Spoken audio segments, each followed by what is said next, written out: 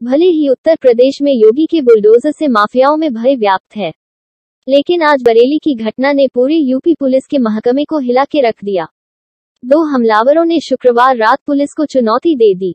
लखनऊ दिल्ली राष्ट्रीय राजमार्ग स्थित नकटिया चौकी पहुंचे हमलावरों ने चौकी इंचार्ज के बारे में पूछा। उनकी मीटिंग में होने की जानकारी पर दोनों कुछ दूर चले, फिर लौटकर आए और सिपाही पर फायर झोंक दिया। गनीमत रही कि गोली उनकी कमर से रगड़ते हुए निकल गई।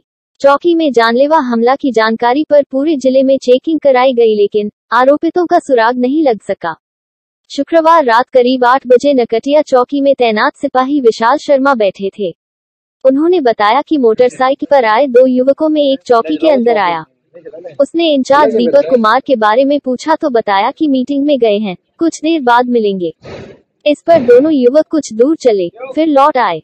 उनमें से एक मोटरसाइकिल स्टॉप किए बैठा रहा, दूसरा उतरकर आया और तमंचा से फायर कर दिया। उसके तमंचा निकालते ही वे झुक गए थे, इसलिए गोली बगल से निकलकर लोहे की अलमारी में टकराकर कमर से रगड़कर निकल गई। इतने में दोनों आरोपित शाहजहांपुर की ओर भाग गए। हमलावरों को चौकी इंचार्ज की तलाश क्यों थी, इसका कारण स्पष्ट नहीं हो सका। क्षेत्रीय लोगों के अनुसार सट्टा और पशु तस्करी के कारण अक्सर विवाद होते रहे हैं। संभव है कि घटनाक्रम इसी से जुड़ा हो। इस संबंध में अधिकारियों का कहना है कि जांच के बाद ही कारण स्पष्ट हो सकेगा। हमलावर मोहनपुर गांव की ओर से आए थे।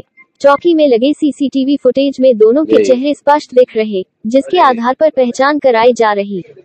मोटरसाइकिल का नंबर फुटेज में नहीं आ सका। पेश है एक रिपोर्ट। ये थाना कैंट की नकटिया चौकी में एक हमारा सिपाही है 2019 बैच का विशाल शर्मा, वो काम कर रहा था। तो बताया जा रहा है जैसा कि एक मोटरसाइकिल पे 2 आदमी आए, जिसमें एक आदमी मोटरसाइकिल पे बैठा था, दूसरा आदमी आके चौकी के अंदर आया। उसने एसआई के बारे में पूछा तो सिपाही द्वारा बताया गया कि वो बाहर है।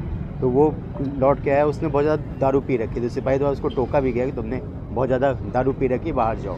तो उसने एक असलहा निकाल के फायर किया और वो एक हमारे यहाँ लोहे की अलमारी, उससे लगती हुई गोली सिपाही को छूते हुए पीठ पे छूते हुए निकल गई है।